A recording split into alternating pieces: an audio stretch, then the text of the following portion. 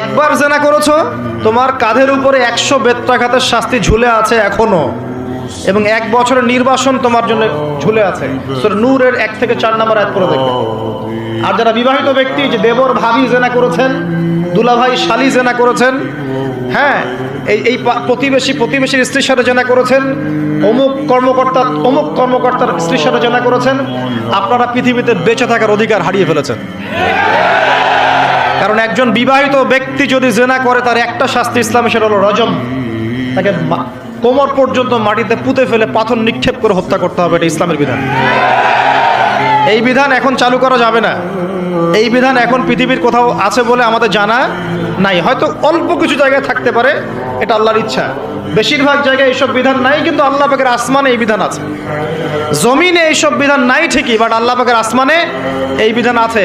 মৃত্যু হয়ে গেলেই শাস্তি ভোগ করবে যদি তওবা না করে মারা যায়।